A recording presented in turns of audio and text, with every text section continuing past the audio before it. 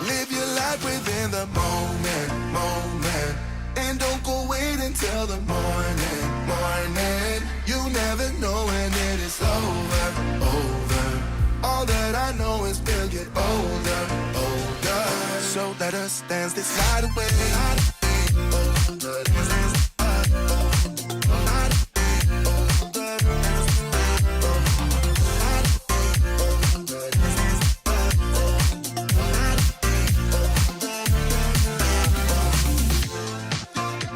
Bodies move to the groove and the light that flickers. We get lost in the crowd, it's getting thicker. We get away from the drinks and chatter. Haven't said a word, but it doesn't matter. Feel the air get thinner. I'm standing in a blurry dream. No one else can see us. Live your life within the moment, and don't go wait until the morning. You never know when it is over. All that I know is we'll get older. So let us dance this night away.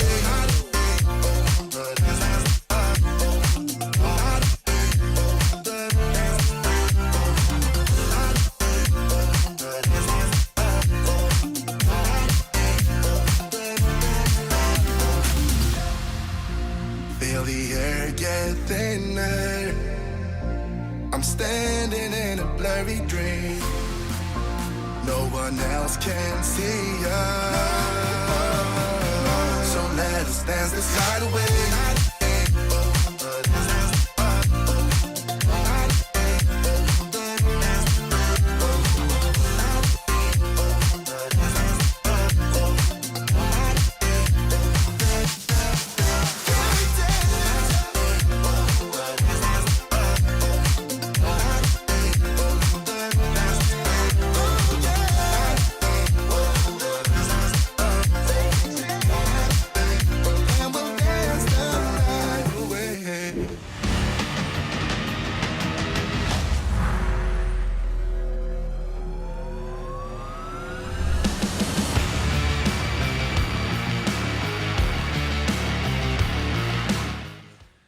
Good evening, and welcome to Be More Super live on Wednesday, the 15th of November. We're streaming live on Facebook, YouTube, Twitter, Twitch, and everywhere else live. I didn't know if you knew that, Dan. We're everywhere. But I didn't. I'm glad I had my Botox done last week. Excellent. Do you know what, Dan? Have you had a nice week? Yeah, it's been all right. Been to Berlin. Went to go and watch some football in Berlin. Went to go and watch a team called Hertha Berlin, who used to be really good and now they're rubbish, and they still get 60,000 people at the Olympiastadion in Berlin, and they sell beer by the litre. I arrived home 3 days ago, and I'm still stinking. So stay tuned for that, kids. Oh dear. But you know what? We watched a great movie. You watched it last night, and I'm so excited. So this guest this week, she's not only a director, a producer, and a writer, also an actress. She could be seen in so many shows, from Supergirl, Cabin Fever, Continue that she wrote, directed, and starred in. It's the wonderful Nadine Crocker that we're going to welcome onto the show. So Nadine, welcome to the show, my love. Hi, thank you for having me. It is a pleasure. And you're on this show to talk about Desperation Road, which I've got to say is a work of art, and it gets released on the 20th of November in the UK. It's already released in the US, and it's got a phenomenal cast from Willa Fitzgerald, Mel Gibson, Garrett Hedlund, and good old Opie himself, Ryan Hurst, which I just think is fantastic. I mean, the first question, I suppose, is that you're quite, established in the acting world. So what actually encouraged you to go down the directing route as well? To be honest, my first film, Continue, it's based on my true life story of surviving a suicide attempt. And I wanted to tell that story for a really long time. And it was one of the only stories that I feel like could, because of the impact that I wanted to have and the conversation I wanted to open up about mental health and suicide prevention, it kind of kept me going through that fear of like writing your first screenplay and then being like, God, do I have the balls to direct this? And like, can I? And all of the things. And, you know, so that's what led the way. And basically because I was so passionate about that film, um, I wore every hat I think that's possible to wear in order to create it. We invested our life savings. We raised every dime of capital. You know, we produced it from the ground up. I wrote it and directed it and am in every scene, which I still think I'm like out of my mind for doing. You know, where you kind of like come out of it like PTSD and you're like, what the fuck just happened and how did I do that? Continue. Is it available in the UK? Because I've seen the teaser trailer, and I really so want to watch it. I really, really do, but I can't find it anywhere in the UK. So it hasn't come out anywhere yet. So it was supposed to come out in August of this year, and then the strikes happened, and I'm in every frame of it. So because of SAG, I wouldn't have been able to promote it. So we held the film back, and so yeah, it's going to come out probably at the end of this year or very latest January. We're trying to figure out the dates now, and I can't say who's releasing it yet until it's literally like crossing the T's, dotting the I's, but it ended up working. It's like one of those divine timing things where, you know, I hit a lot of like roadblocks and weird timing things, and you realize in the end it was all actually working for me. So I'm really excited, and that'll be coming out soon. But I will totally give you a private link because I would love for you to watch Oh, that would it. be absolutely awesome. And I've got to say, the strikes are over, which is great news. Do you know, I'm so glad that finally actors as well as the writers as well actually, you know, they've gotten a fair deal, which rightly so. I think AI and everything like that, I just think's astonishing if used right. But obviously, we don't want actors to be losing any money or any sort of property, I suppose, because some of the horror stories that I've read that the studios wanted to do, I thought was crazy. So it's just fantastic news that everyone's back to working now. Everyone can start paying bills and everything like that. And it's just been really good to see everyone get together and actually take a stand. It's been fantastic. I mean, how did you find that time during that strike period? Because obviously you're a mum as well. You know, did you spend that time with the little one and doing writing and thinking about things that you could be doing in the future? Yes, absolutely. I mean, it was definitely like extremely scary times. I mean, I think everyone was feeling that, but I was already supposed to be gone and filming my next film in September.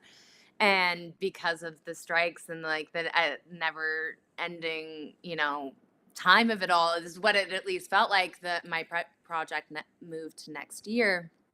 And so, yeah, it was like, luckily I had the distractions of finishing Desperation Road and then the release of Desperation Road during all of that.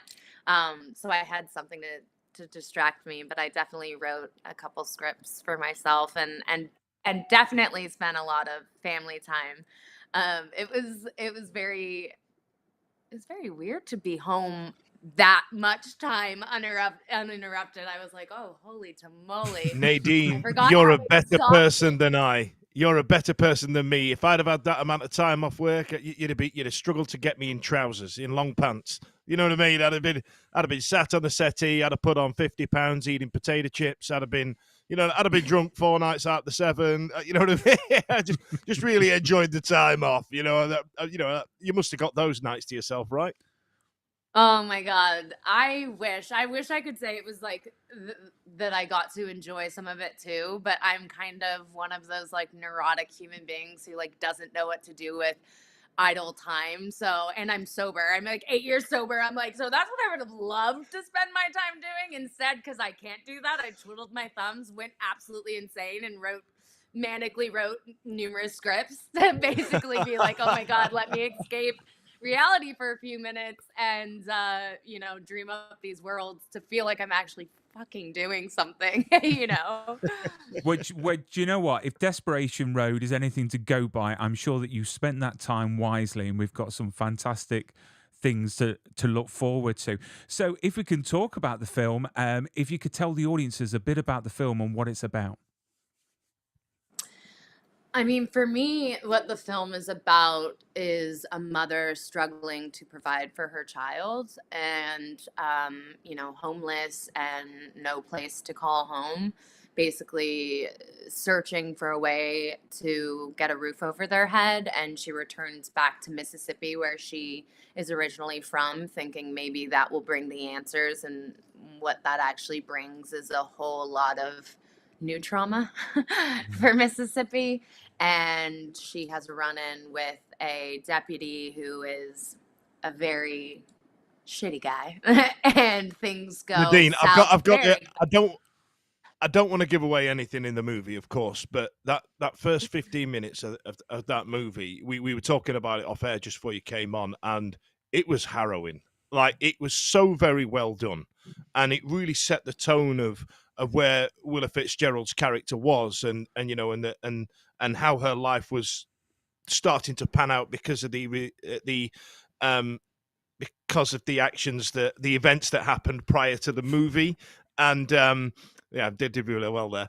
And I thought, honestly, I've got to congratulate you there. I genuinely, that you know, we were talking earlier about, you can judge how good a movie is depending on how many times you pick your phone up while you're watching it. And I must admit, 80% of the things you watch on something like Netflix, it's just idle scrolling, especially if it's got like Ryan Reynolds in it playing a computer character. But you know what I mean? I genuinely didn't. I was invested right from minute one. And Willa Fitzgerald is somebody, because I'd never seen her before in anything until I watched Reacher, until I saw her in the Jack Reacher series on Amazon alongside Alan Ritchson, who, Brian, if we get Alan Ritchson on, I'm going to do it shirtless, just so we can have a flex off at some point, you know. But I was really interested in Willa's career, and I thought she was absolutely incredible. She was outstanding. Like, what was she like to work with? I mean, the thing about Willa is I actually wasn't familiar with her work either. She was recommended to me by Cassie and Elways, and I'm kind of like, now, like, how are you so silly? Because she's Right. everywhere. I mean, literally, she has like 5 other movies coming out and a television show on Netflix and like all of these things. Um, and so I dove into her work and then Reacher and all of the things, and I, just totally fell for her. And so we had our first meeting, and I mean, she's just the most charming, intelligent human being, and she just really gets it, and it means everything to her. And that is something I can really resonate with, because like my art is everything. I'm obsessive, and so I really respected, us artists like love when we find other artists who are as crazy as us, essentially. And she was just like all in and so committed, and like even down to, you know she spent every waking moment that she wasn't on set filming with that little girl, with Piper Hmm. Braun. And I believe, like, that's again something I didn't say to do. She did it. She wanted Piper to be comfortable. She wanted their chemistry to be natural and real. And I believe that, it's partly to Willa's, work that they had that beautiful relationship on screen. There was never a moment Hmm. to me that felt false, and they just had the most incredible chemistry and relationship. And Willa is just like so committed and such a professional. And you never know how it's going to go with people, and or the process, or how quickly you can earn trust, or things like that. Each person's different, and I feel incredibly lucky that me and Willa fell for each other like pretty quickly. And then it was just like pure creation and finding the magic. It was such a beautiful collaboration. I mean, I've got to say, I agree with Dan in the way the first 60 minutes of that movie, I had to actually stop watching it for a couple of minutes for a breath, because I don't know. Ever since I've become a parent, I've got to say, hearing a child cry really gets to my heart. It really does. So if you're out and about and you hear a kid cry, you're drawn to sort of help them and comfort them. So the fact that the first 60 minutes you're on this emotional journey where it's unfortunately uncomfortable to watch at times, but I feel that it may be uncomfortable, but it's important to see because it happens. Hmm. Hmm. And it's one of those things that unfortunately people do go through. And then that little girl, that talent, she's just a force. That Piper Braun. I Yeah. mean, how did you get that performance out of her? Because the moment, I don't want to ruin it, but there's a When moment she gets where, back to the motel yeah, after the don't, event. Yeah. yeah, literally, I was nearly in tears. I really wanted to go through the Mm. screen, and I mean, how do you get that sort of performance out of such a young actor? I would love to try and take credit for Piper, but Piper is like a young Dakota Fanning, like in the sense I've never seen someone so intelligent in such a little body. Like honestly, she's so confident and sassy, and I believe that what I did contribute is making sure that she knew how important she was to me and how important her being comfortable and being supported and all of those things were to me. And so, Piper had no problem coming up to me if she had a problem with like her wardrobe, or if she had a problem, like, she'd be like, Miss Nadine, I don't like these boots. And I'd be like, can we get wardrobe? I'd be like, she doesn't like the boots, whatever she want. And like, so she knew like I had her back. And she was like the highlight of my day every day when she'd come running in, and the first thing she'd do is hug me. And, so I do believe that it's those relationships that you form on set and how safe she felt. And like, that was one of the things for me, like even how the AD had the schedule originally. We were shooting something and we were just doing a little taste of it from the outside, but she got completely where she was needed to be for that scene that you're talking about in particular. Mm. And once I saw her go there, I was like, absolutely not. You need to rearrange everything. We're going inside now and we have to go into that scene. She is there. I will not make her go through this again. Like, get your ass in there. Like, let's go, go, go. And the truth is what Piper does is, I mean, I like to start all of my films with a bang. It's like, so when I came into that script, I rewrote and changed to like, I want you to know exactly the world you're going to live in from the moment the movie starts. And like, I was a crying fucking mess. Excuse my language, but I was a crying mess as she shot that. And like, as a mother, and like, so when we called cut, she looked over and saw how bad I was crying, and she came and hugged me. And I was just like, why are you hugging me again? Like an adult, like she's just an old soul. And, we had so many conversations ahead of time about like what that scene in particular meant and like what that feeling would feel like, and just talking and asking her questions, and she was getting emotion just even talking about it. So it's again like when you are talking to an empath, it's like sometimes I don't even know if I really had anything to do with it, or if she's just like,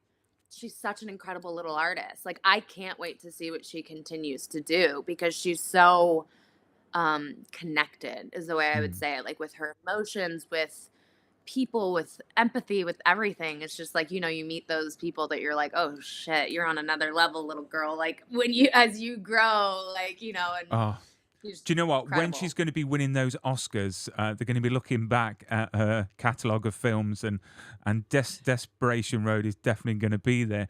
I read somewhere that you was on a quite a tight schedule to film this film. Um, if you could just confirm how many days you actually shot this film over, because if I'm right in what I've read, that can't be possible, surely. I had 16 days. Oh, God. So I had 3.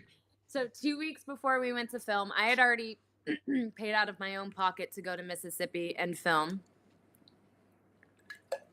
Sorry, I have a tickle in my throat and I knew I was about to cough 1,000 times. So I was already scouted, already locked in for all of our locations in Mississippi. And 2 weeks before, they're like, actually, you're going to Kentucky. And the dates that we wanted to do don't work because Mel has a hard out. So you have 3 weeks to prep this movie, and you have 3 weeks to shoot it. You have 16 days. And I was told of the 16 days as I was on the flight. Oh no, live. Carry on. Cockpit. You're okay. You're okay. It's all right. Take a minute. Brian's really good at vamping. Tell us a joke, Brian, quick. Tell it. I don't know any jokes. Do you know what? Do you know what? My kids every single night when I go to bed, when they go to bed, they'll always say, "Can we have a joke, Daddy?" And literally, I've literally got to go onto Chat GPT and just go, "Can you write me 10 jokes for children, please?" You're And all it's right. wonderful. The best one, Jimmy Carr's 3-word joke. It's something like "Venison's dear, isn't it?" And you're like, "That's a good joke. That's a good joke." That very happy with that one. How you feeling, Nadine? Are you getting somewhere? Are you okay? I just unmuted. I'm like, okay. I've contained I myself don't know if you heard the bullshit we were talking there, but you'd have been very impressed with our presented skills. GPT. I'm like, well, now I want to hear you perform one of those children jokes, but while I have it's choking and dying. honestly, But- I wouldn't make it as a comedian. I wouldn't. So 16 days. I mean, how much pressure for a producer and director to have and be prepared enough in time to actually make those 16 days work effectively? Yeah, it was. I mean, again, it comes down to preparation, right?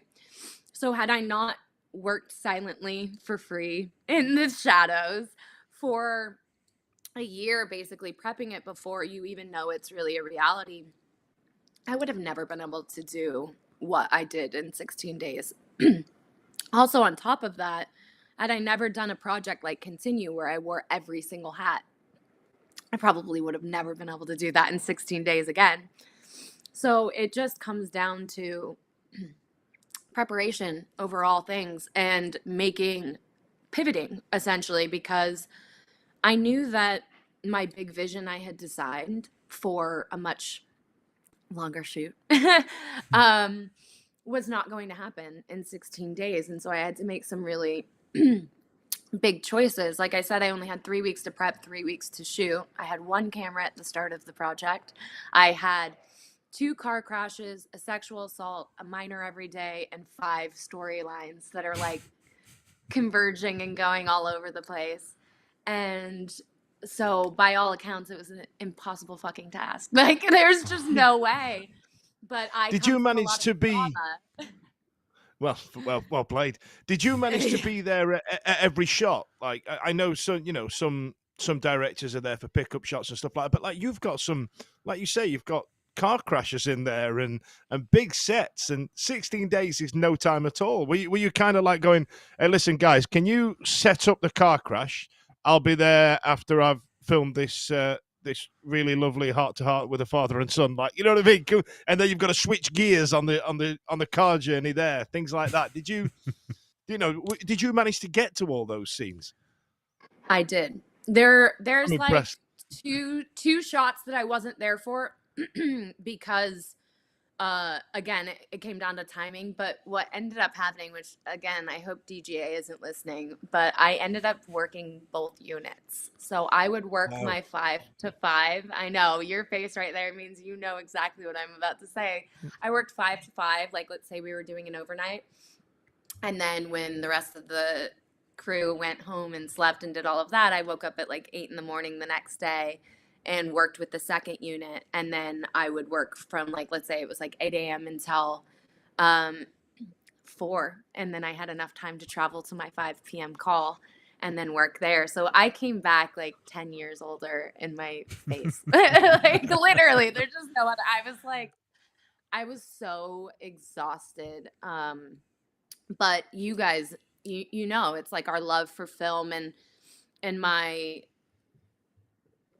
I just knew that if I could make sure that every shot I did get had heart and meaning and was beautiful, it wouldn't matter that I didn't get the 5 shots of coverage I hoped for if I could make the 2 matter, if I could make them really count. And so instead of being really wrapped up in this bigger vision, kind of like I had planned, I made my sole focus the relationships and the performances and keeping things simple and trying to ground the audience, essentially. Like, as long as they believed every moment that they were in, maybe it won't matter that the car crash is a lot smaller or shorter than I originally anticipated, or the fucking car chase isn't as like epic as I had hoped, but I only had 2 hours to shoot it, so.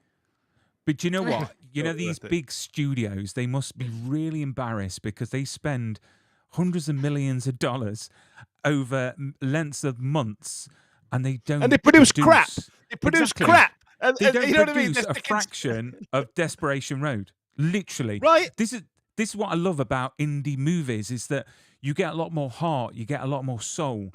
You can see people have put so much work into it, which I wish a lot of these big studios would recognize a bit more. But to do it over 16 days, I think is just, it's crazy, but you did it, and it's an awesome film. But Nadine, don't go anywhere. We're just going to do a quick sponsors message. It can give you time to have another quick drink.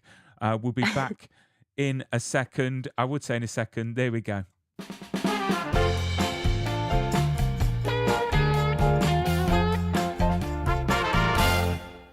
Right, Dan. So this is the sponsors message for the sponsors of the show, which is propstore.com. So if you are looking for a perfect Christmas gift, which is just around the corner, Dan, it's just around the corner. How many Literally, weekends is it? There's only about 4 weekends left. I isn't think there? I think it's 42 sleeps till Christmas. The elves are getting ready to sit on those shelves. I cannot wait. My little Actually, girl, you advised our guest last week not to indulge in the elf on a shelf. Have you been roped into it again this year? yes. Well, my girls are 6 and 10, so I can't say no because they're daddy's little princesses. But let's talk about propstore.com, the number one place to go for your screen-used props and costumes from your favorite movies and TV shows. They've just done an auction, which was amazing. That C-3PO head from Anthony Daniels went for $800,000. $800,000, which is an incredible price. But we have got a special code which would give you 10% off. What's the code? Tell them the code, Brian. Tell them the code. Yeah, What's the code? It'll give you 10% off What's the code? from the Buy Now section. It's Brian10. Put in Brian10, you get 10% off at the Buy Now section at propstore.com. Give them a visit and get yourself a piece of movie or TV history. But let's go back Brian10. to Nadine and talk a bit more about Desperation Road. Hello, thank you for not running off, or you're still there. Yay! But yeah, so what I want to do, what did I want to ask next? We've been talking about obviously Piper and Willa, but as the casting goes, as a producer and a director, how hands-on were you on the whole casting of all the characters? Did you have a say in who you wanted? Oh yes, I'm very I'm very controlling. No, I'm very Yes. opinionated. Like all of us film people are. Like I have a certain specific type of actor I'm really drawn to. For me, it's people with extreme vulnerability and this like it's all in their eyes. It's that unspoken. It's the stories that we're telling that they don't even have to put words to. You pick it all up, and that's what I'm really drawn to as a director. And so I'm very specific about who I love and who I want to work with. And it all started with Garrett Hedlund. I had been such a huge fan of his for a very long time. Cassian knew that. I made it very clear what a fan I was, and I'd been telling him. He stirred things up inside me that I didn't know I had. Did Garrett? I was very much. Oh, this. I'm now in Marlborough country right now. Whatever he's selling, I'm gonna buy. Honestly, if he had a pair of saggy ass jeans that made his ass look like a bag of wrenches, I'd have been like, yep, whatever. I'll buy them all. I'll buy everything he's got, just as long as it's got the cowboy boots on. Yes, that's my exact feeling. That's basically what I told Cassian. No. Yeah. So, yes. He was our first person who attached to this film, who really believed in me and the script, and Cassian and Michael Farris Smith, the writer, and the rest was kind of history. Next on was Mel, which I mean, do I even have to go into it? I'm obsessed. Like, he's one of the most prolific directors. He has, I don't even know actually how many Oscars he has on his shelf. He's, an incredible actor. And when he was first recommended to me, I was immediately excited because I think of, everyone, like, I'm not a huge action person. I love thrill. I love Hmm. psychological Mm. thrill. I like the mental aspect of it. But, when I think of Mel, I think of like Signs. I think of The Patriot. Hmm. Mm. I think of Hmm. so many films where he played such an incredibly vulnerable and incredible father. And so as soon Hmm. as he was brought into the mix, I was like, fuck yes, look no further. And then he was just such an incredible person to work with. I You mean, brought something in different with Mel Gibson. I thought you mm, brought something out of him that absolutely drew me in. I mean, we've seen his character recently in the John Wick spin-off, The Continental, where he's this huge mob boss. Like he's huge and he's massive, and you're like, wow, is that Mel Gibson? Like, I can't believe they've managed to pull that out of him. And then you think of him in Lethal Weapon, where he plays a bit of a clown in that type of role. But to play the loving father role in such a way that you wrote it, I was actually I was like, this is a good Mel Gibson performance. This is everything he did, every part of this his performance in this movie, I thought was incredible. And one thing I said to Brian just off camera as well, that the way it's written, and we'll get into Ryan Hurst as well, and the way that it's written, you kind of flip flop on how you want the story arc to play out as the viewer. With Ryan Hurst's character, you really understand his pain, even though he's essentially the antagonist of the piece, somewhat. But you kind of get it. And with Garrett, he's got a checkered past, and with Willa's character is you kind of like, well, you can't do that, but I get why you've done it. There's a genuine change all the way through the movie, and I think it rounded off perfectly towards the end. But with Mel Gibson specifically, I was absolutely suckered in anything that he was doing in that film, and I want to say kudos to you on that one.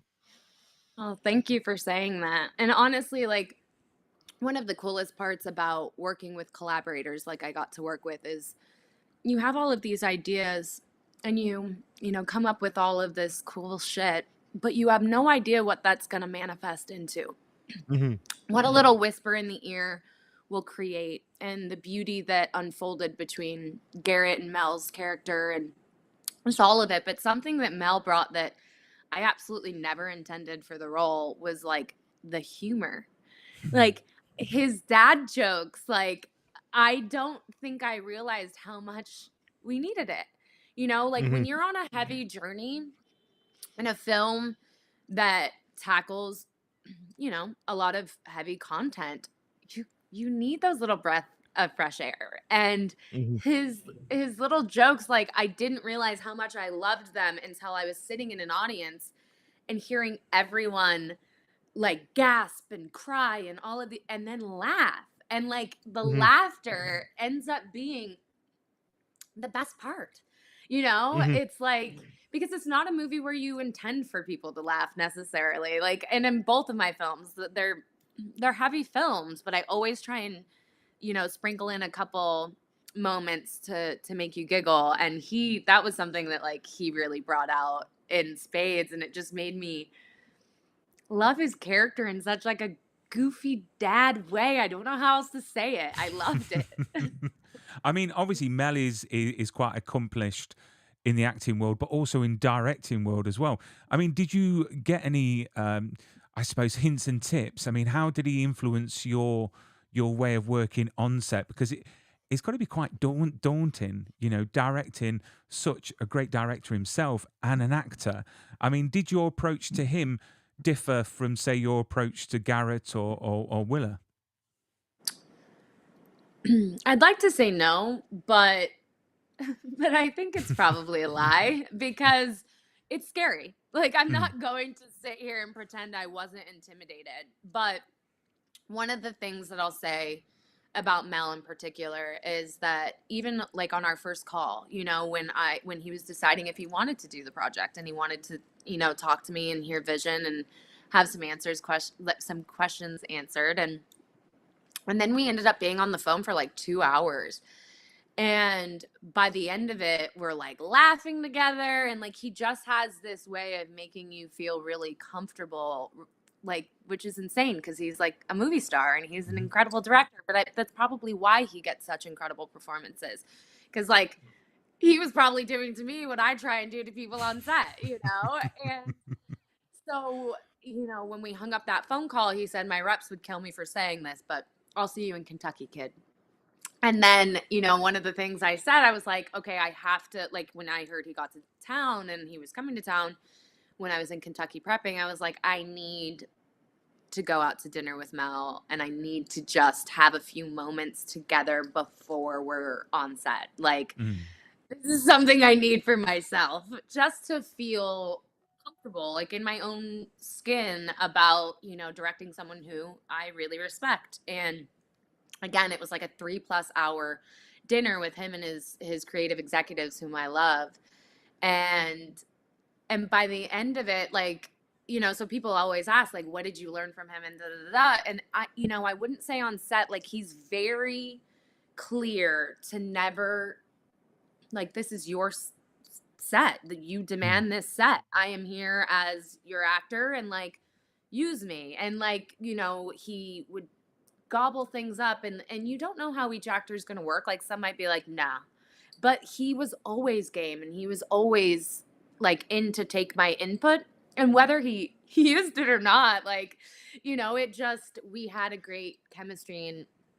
And so it was, I do feel like I took the same approach, but I will say like the picking of his brain really happened so much at that dinner.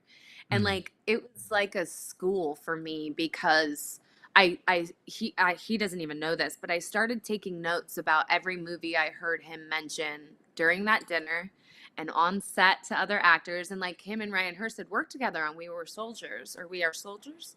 And so like I heard that they were talking film. And so I just kept writing it down at all of them because I would hear the ones he hated. I would hear the ones he loved and like all of the things. So I wanted to be like, oh, what do I like or not like of those things? And, you know, so it was just kind of, that's how I approach everything though. Everything to me is school. I will never probably reach a level where I don't feel like I still need to learn more. It's just, you know, something that there will never be a ceiling. I just want to get better and better and better. And so it was amazing the things that I did learn from him, especially while not even realizing I was in class. You know what I mean? Like I was taking in and a sponge and hearing these things.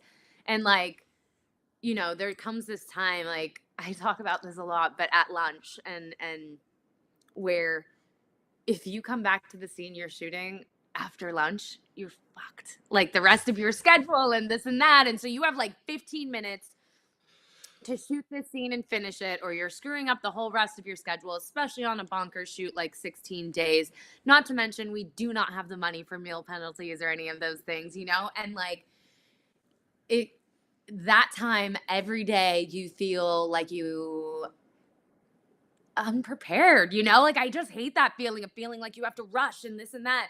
And I just like look at him and he'd like give me a smile and a nod, like, you know, kind of like we all feel this way, kid, you know? And it's just like, I don't think he even understood like what that meant, because he could have totally been, and this isn't like anyone could have been a jerk and been like, I'm not doing this. And, you know, like this is whatever. And he was just always so game and so supportive. And so I just feel incredibly lucky, you know, that I got to work with him, learn from him, and also like was thrust into a situation like that on my second film, and now working with people I really respect on my third film. I'm like, okay, well, I'm getting better and better on this. And, you know, it's good, uncomfortable to have. Do you know what? So jealous. You know, I've loved Mel since Mad Max. You know what I mean? Back where it all started. But I've got to say as well, Garrett, I would say this is his best performance in anything. I have hands down. This is, I mean, we talk about awards and we talk about the Oscars. You know, does this film qualify to potentially get voted for an Oscar? The actor's performance, how does that work? Because I'm not being funny, but the performances of this cast are stunning on another level.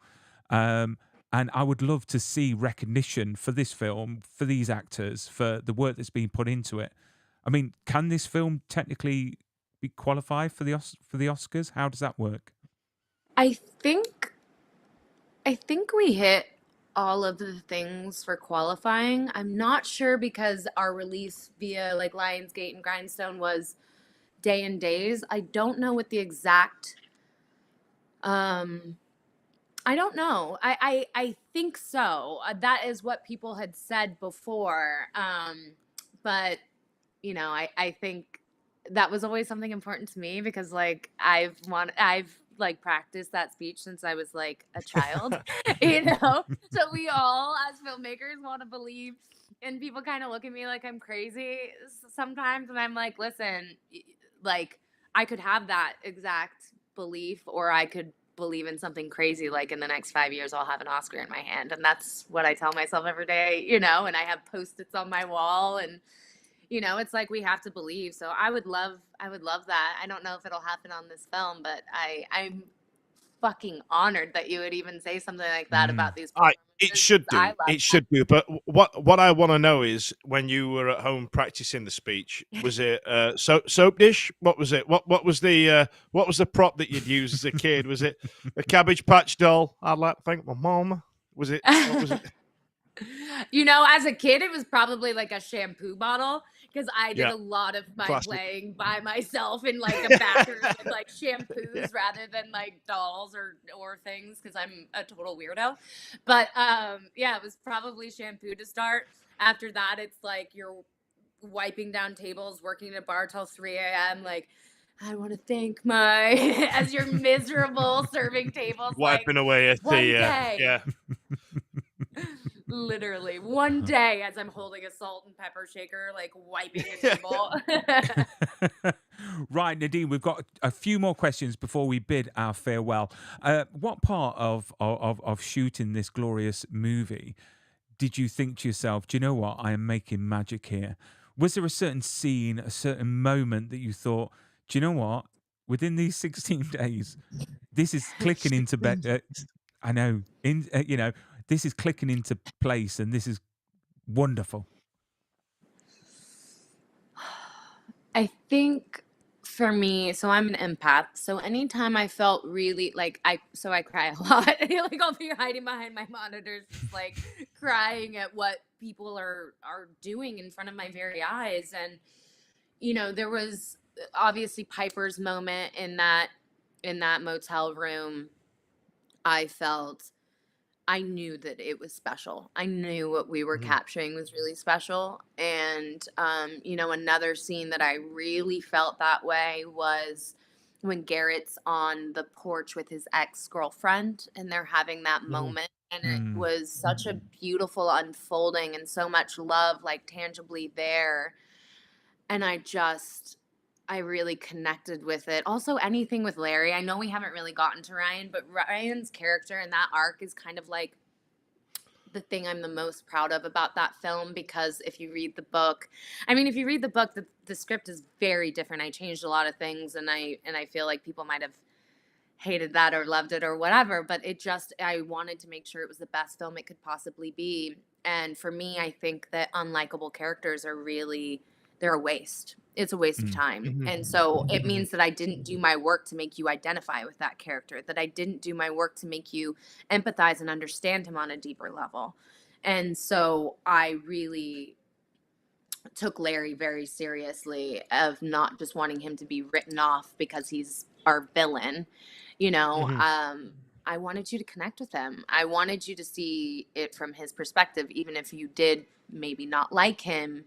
I wanted you to at least understand him, and he was my mental health and suicide I mean, I prevention felt, to be character. honest, I felt sorry for his character. I felt for him All the way through.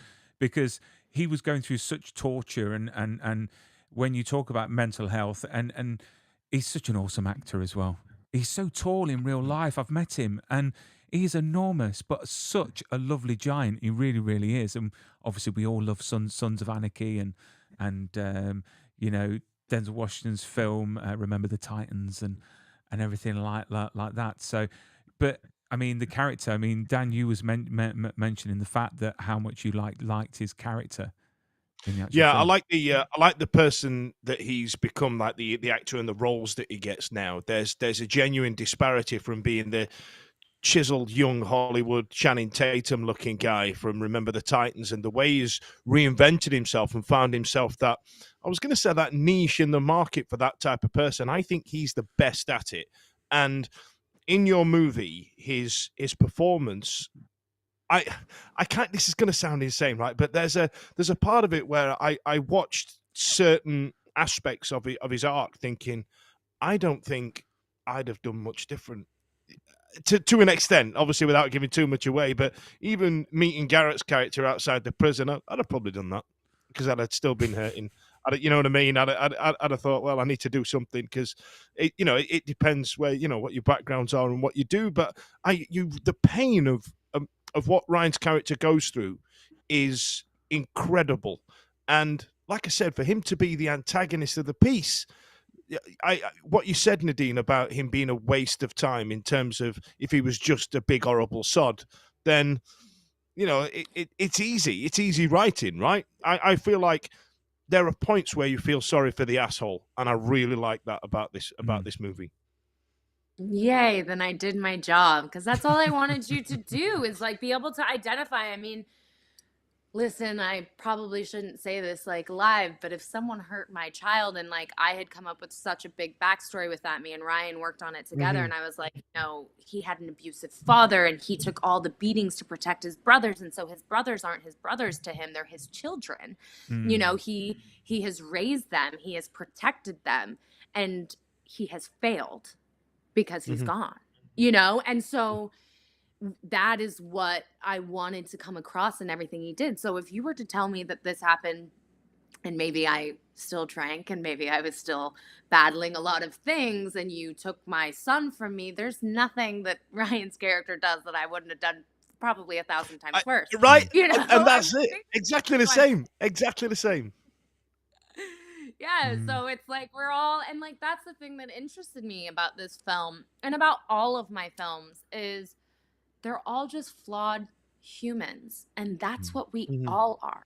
And so by pretending that they're anything else or by not showing the humanity in every character, I think that it's a loss. It's because we can all relate, even if it's not our same, like something we do or something, it's like when you see things from a person's perspective, like outside of your own, you can connect. And that's all I wanted them to do. I wanted them to empathize. That's always my mission, is to make the audience see a perspective outside of their own, even if just for a short period of time, and the line that meant everything to me and that actually made me want to come onto this film is when they said, not everybody has somebody.